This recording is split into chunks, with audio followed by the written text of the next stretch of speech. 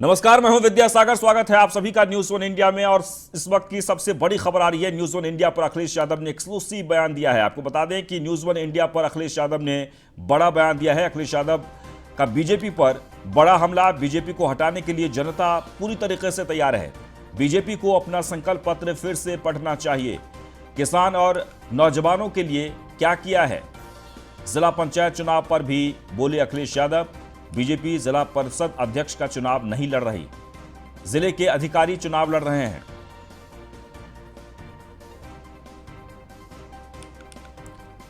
आइए आपको सुनाते हैं क्या कुछ कहा है अखिलेश यादव ने। ये समय वो है कि जब भारतीय जनता पार्टी को पलट करके अपने संकल्प पत्र को देखना चाहिए और जनता को ये बताएं कि किसानों की आय दोगुनी करने के लिए क्या किया है। जो हमारा नौजवान बड़े पैमाने पे बेरोज़गार है, नौकरी नहीं मिल रही है, आखिरकार उनके लिए क्या किया है। इसी तरह लगातार डीजल पेट्रोल महंगा हुआ है। महंगाई कितनी ऊंचाइयों पे पहुंच गई। जिस प्रदेश ने प्रधानमंत्री दिया हो, जिस प्रदेश ने राष्ट्रपति दिया हो और बड़े बड़े आयोजन किए गए हों जिसमें कि व्यापार बढ़ाने का संकल्प लिया गया हो, तो आखिरकार इन्हें बताना चाहिए कि ज़मीन पर कितना पहुंचा है इन्वेस्टमेंट। तो ये तो वो सवाल हैं जो भारतीय जनता पार्टी को देना है। अगर इन सवालों के जवाब भारतीय जनता पार्टी पे नहीं हैं तो चेहरा ले आएँ, कोई भी नाम ले आएँ, कोई भी, जनता इस बार तैयार है भारतीय जनता पार्टी को हटाने के लिए। जिला पंचायत का चुनाव जिस समय हो रहा था उस सदस्यों को चुनाव चला था। भारतीय जनता पार्टी के खिलाफ आम लोगों ने मतदान किया और उसका परिणाम ये हुआ कि सदस्य उनके नहीं जीते। अब जो चुनाव लड़ा जा रहा है वो भारतीय जनता पार्टी नहीं लड़ रही है। उस ज़िले के डिस्ट्रिक्ट मजिस्ट्रेट चुनाव लड़ रहे हैं, उस ज़िले के पुलिस कप्तान लड़ रहे हैं। तो भारतीय जनता पार्टी ने लोकतंत्र में जिन्हें मौका मिला था अपना अध्यक्ष बनाने के लिए, बोर्ड का गठन करने के लिए, मनमानी तरीके से जिलाधिकारी और पुलिस कप्तान को लगा दिया है कि वही चुनाव लड़ें। अब भारतीय जनता पार्टी चुनाव नहीं लड़ रही। वहीं इटावा में एक साथ दिखा मुलायम सिंह का पूरा परिवार। मुलायम सिंह यादव, शिवपाल सिंह यादव और अखिलेश यादव कार्यक्रम में शामिल हुए। पारिवारिक कार्यक्रम में शामिल हुए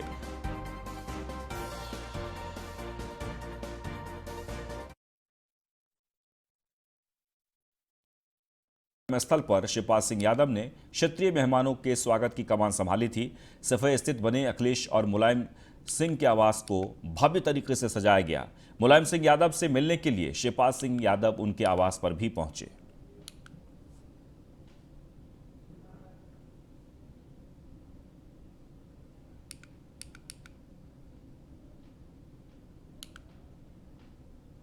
आगे बढ़ते हैं। ग्रेटर नोएडा से खबर है जहां पर थालियों में भरकर बेची जा रही है कच्ची शराब। आपको बता दें कि न्यूज़ वन इंडिया के कैमरे में कैद हुए शराब माफिया, कच्ची शराब बेचते माफिया कैमरे में कैद हो गए हैं। बुजुर्ग और दिव्यांग लोगों से बिकवा रहे हैं कच्ची शराब। रबुपुरा थाना क्षेत्र के 2 गांवों में जारी कच्ची शराब के खेल। अलीगढ़ की घटना से नहीं ले रहे कोई सबक। पुलिस और आबकारी विभाग चैन की नींद में व्यस्त है।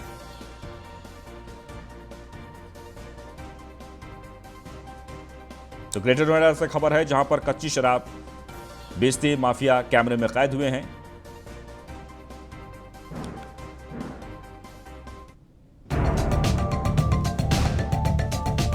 उत्तर प्रदेश में कच्ची और अवैध शराब का कारोबार थमने का नाम नहीं ले रहा है। एक तरफ अलीगढ़ में जहरीली शराब पीने की वजह से 100 से ज्यादा मौतें हुई, तो वहीं लगा कि शायद इन मौतों के बाद प्रदेश भर में प्रशासन अवैध, जहरीली और कच्ची शराब के कारोबार पर डंडा चलाएगी। और इसके लिए प्रशासन की ओर से दावे भी बखूबी किए जाते रहे हैं, लेकिन जमीनी हकीकत शायद कुछ और ही है। और इसी जमीनी हकीकत को जानने के लिए न्यूज़ वन इंडिया ने एक बार फिर वो किया जिसके लिए न्यूज़ वन इंडिया की टीम जानी जाती है। बिना डरे हमारी टीम पहुंच गई ग्रेटर नोएडा के रबुपुरा थाना इलाके के 2 गांवों में, जहां कच्ची शराब का काला खेल धड़ल्ले से खेला जा रहा है और कच्ची शराब को प्लास्टिक की पन्नी में पैक कर पौआ, अद्धा खुलेआम बेचा जा रहा है, जिसकी एक एक तस्वीर न्यूज़ वन इंडिया के कैमरे में कैद है।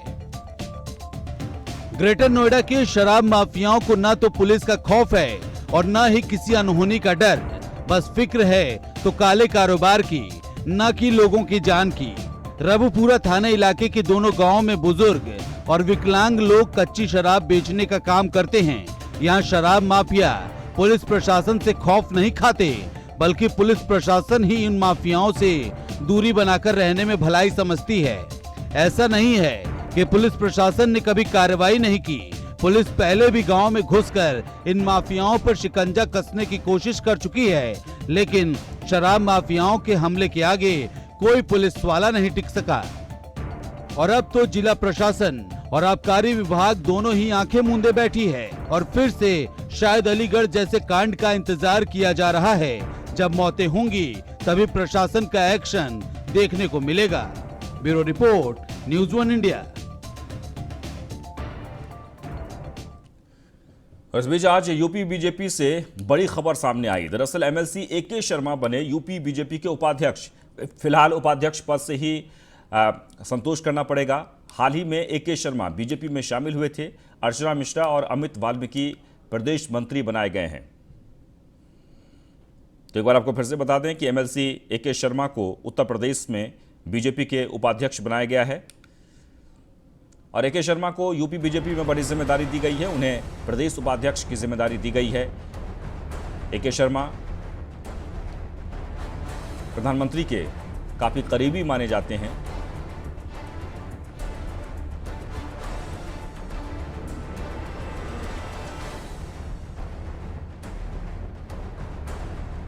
बीजेपी के विधान परिषद सदस्य हैं AK शर्मा। यूपी के मऊ जिले के रहने वाले हैं।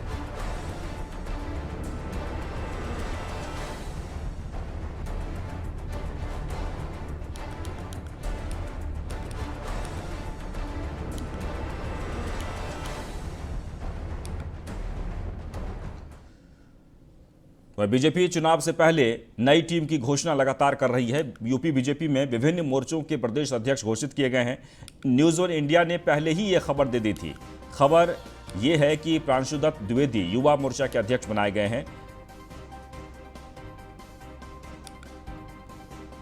ग्राफिक्स के जरिए हम आपको बताते हैं, प्रांशुदत्त द्विवेदी युवा मोर्चा के अध्यक्ष बनाए गए। वहीं गीता शाकी को महिला मोर्चा का अध्यक्ष बनाया गया है।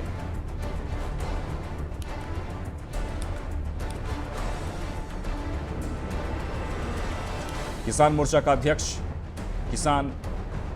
अध्यक्ष कामेश्वर सिंह को बनाया गया है। वहीं नरेंद्र कश्यप पिछड़ा वर्ग मोर्चा के अध्यक्ष बने हैं।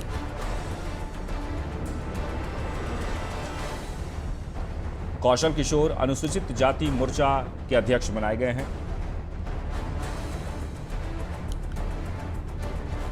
वह संजय गोंड अनुसूचित जनजाति मोर्चा के अध्यक्ष बने हैं। कुंवर बासित अली अल्पसंख्यक मोर्चा के अध्यक्ष बनाए गए हैं।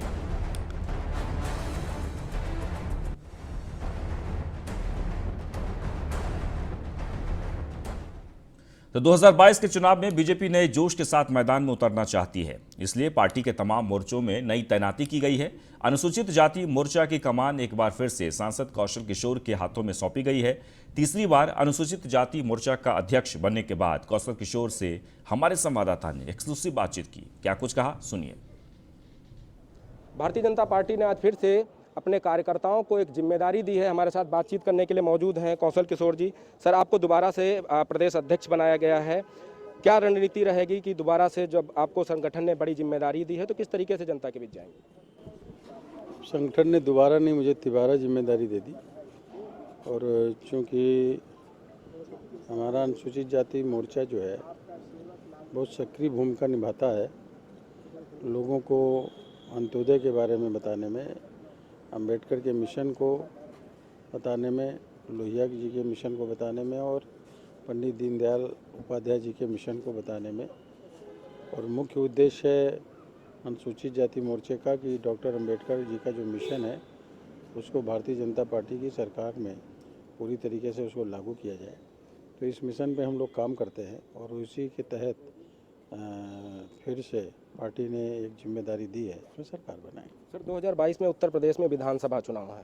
जिम्मेदारी आपके कंधों पर बड़ी है। लगातार समाजवादी पार्टी भी अनुसूचित जाति के लोगों को अपनी ओर खींचने का प्रयास कर रही है। कितनी चुनौती मानते हैं कि 2022 में सपा भारतीय जनता पार्टी को दे पाई? अनुसूचित जाति के लोग सपा की तरफ नहीं जाएंगे, क्योंकि कुछ सीटें रिजर्व हैं, वहाँ पर सभी पार्टियां अपना अपना कैंडिडेट खड़ा करेंगे। थोड़ा बहुत वोट तो उनको अनुसूचित जातियों का मिलेगा, और बाकी सपा को इसलिए नहीं मिलेगा क्योंकि वो दलित जातियों के खिलाफ है। वो हमेशा डॉक्टर अंबेडकर के खिलाफ बातें करते रहे और डॉक्टर अंबेडकर के मिशन के खिलाफ बोलते रहे, और जो प्रमोशन में आरक्षण है उसको भी उन्होंने ख़त्म करने का काम अपने पीरियड में अखिलेश यादव जी ने किया था। इसलिए जो भी दलित समाज का व्यक्ति है वो ये काम नहीं करेगा। और अखिलेश यादव जी की सरकार में ही एक बिल आया था जो अनुसूचित जाति की लोगों की जो ज़मीन होती है उसको अगर 5 बीघे से ज़्यादा भी है या 5 बीघे तक है, वो तभी बेच सकते थे जब डीएम उनको परमिशन देता था किसी विशेष परिस्थितियों में। लेकिन अब जो है उन्हें अनुमति लेने की ज़रूरत नहीं है।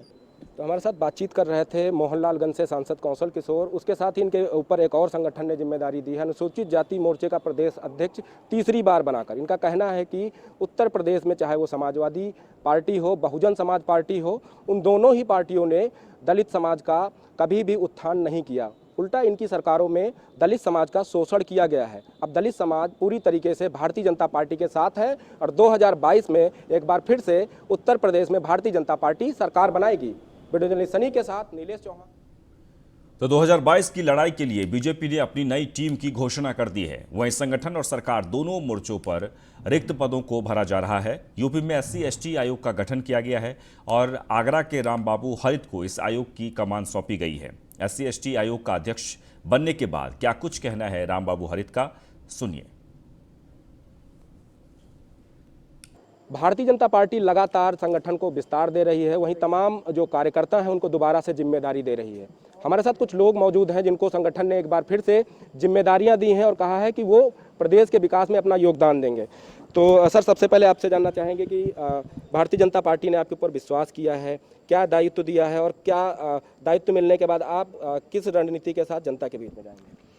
मेरा नाम डॉक्टर रामबाबू हरित और मुझे अभी भारतीय जनता पार्टी ने अनुसूचित जाति अनुसूचित जनजाति आयोग का चेयरमैन नियुक्त किया है। इसके लिए मैं पार्टी का ऋणी हूँ, अपने प्रदेश और राष्ट्र के नेतृत्व का मैं ऋणी हूँ।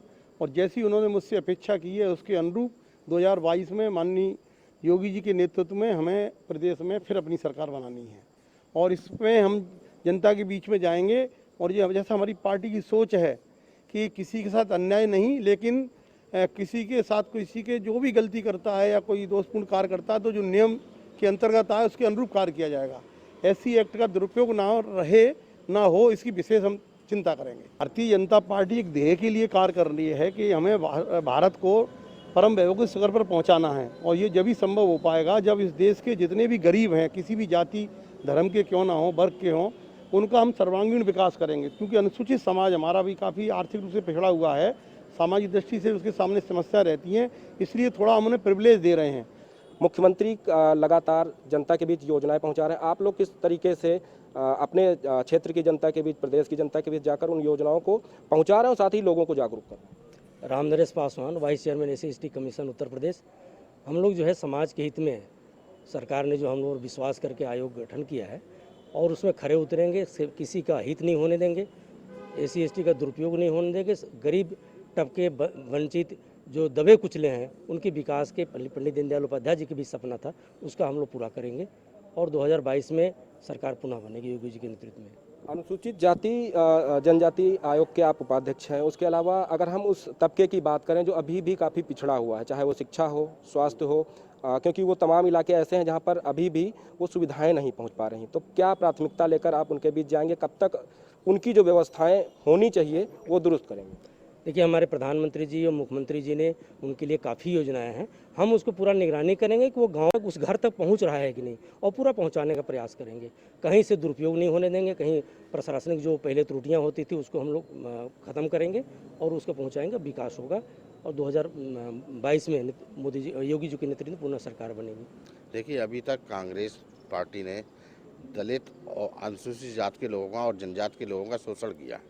उनका जितनी भी योजनाएं आती थी, उनके पूर्व प्रधानमंत्री राजीव गांधी ने ही कहा था कि हमारा जो भी 1 रुपया जाता है तो 15 पैसे पहुंचता है।